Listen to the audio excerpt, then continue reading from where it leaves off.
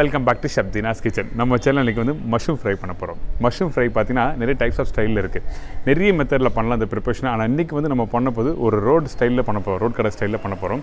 இது பர்டிகுலராக இந்த ப்ரிப்பரேஷன் எங்கே எனக்கு கிடச்சிது பார்த்தீங்கன்னா, இந்த சென்னை டு பெங்களூர் போகிறவழியில் வாணியம்பாடி தானே ஒரு சின்ன கடையில் வச்சுருப்பாங்க. அதாவது ஹோட்டல் சொல்லுவாங்க. அந்த ஹோட்டல் வந்து நம்ம ஊர் உள்ள இருக்கிறது வந்து ஹோட்டல், இதே ஹைவேலேருந்து மோட்டல் சொல்லுவாங்க. ஸோ இந்த இடத்துல இந்த ப்ரிப்பரேஷன் எப்பவுமே போகும்போது சாப்பிடுவேன். ஒரு ஃபென்டாஸ்டிக்கான ப்ரிப்பரேஷன், நல்லா ஸ்பைஸியாக அந்த ரவை கோட்டிங்லாம் போட்டு ஒரு இன்ட்ரெஸ்டிங்காக ஒரு சீக்கிரமாக எப்படி பண்ணுறது சொல்லி பார்க்க போகிறோம் இன்றைக்கி இந்த ப்ரிப்பரேஷன். அதுக்கு முன்னாடி இந்த டிஷ்ஷுக்கு தேவையான பொருட்கள் பார்த்தலாமா?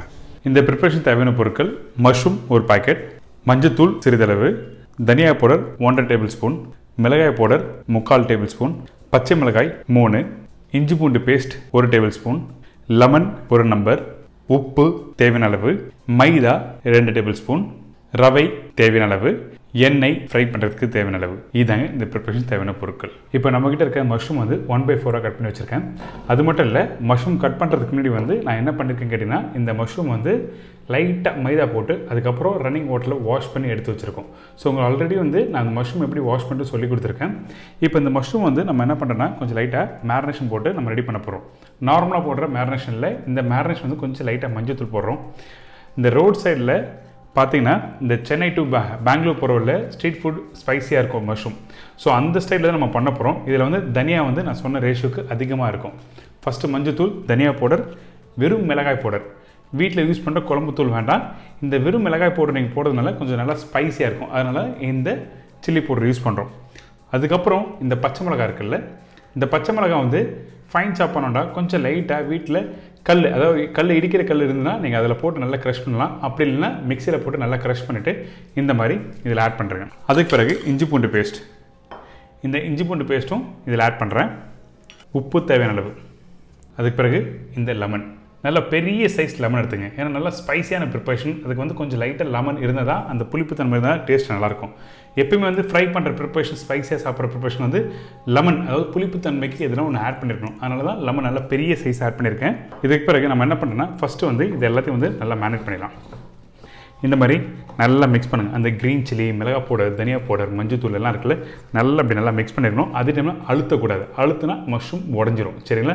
அதனால் பூ மாதிரி நல்லா அப்படி பொறுமையாக நல்லா மிக்ஸ் பண்ணுங்கள். தண்ணி வேணும்னா தெளிக்கலாம். தண்ணி தேவையில்லாமல் நீங்கள் போட்டு மிக்ஸ் பண்ணக்கூடாது. அப்படி தண்ணி அதிகமாக போட்டிங்கன்னா கண்டிப்பாக என்ன ஆகும், உங்களுக்கு வந்து இந்த மசாலா தனியாக வந்துடும்.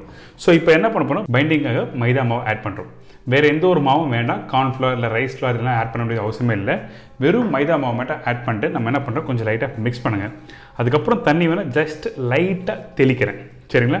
அதிகமாக தண்ணி போட்டு மிக்ஸ் பண்ணக்கூடாது. அதாவது எக்ஸாம்பிளுக்கு வந்து ஒரு கரண்டி தண்ணி ஆட் பண்ணலாம். அப்படிலாம் மிக்ஸ் பண்ணால் இந்த மாவு தனியாக வந்துடும்.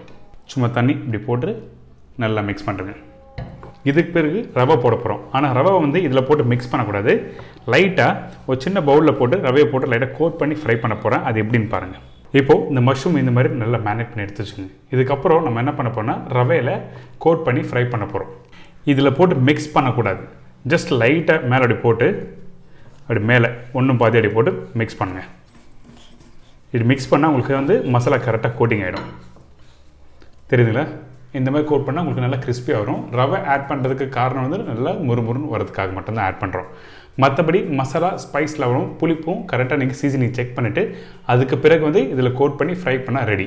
ஏன்னா நல்லா சூடாக இருக்குது. சூடான பிறகு இந்த மஷ்ரூம் இதில் ப்ளேஸ் பண்ணுறேன். சூடான பிறகு தான் போடணும். இந்த மாதிரி 1 by 1 போடாதீங்க.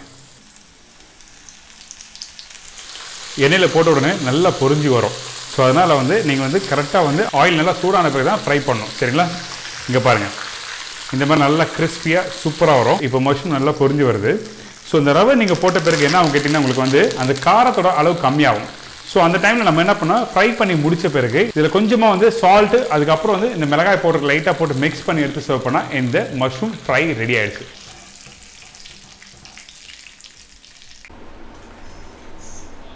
பார்த்தீங்களா? இந்த மஷ்ரூம் நல்லா முறு நல்லா சூப்பராக வந்திருக்குல்ல.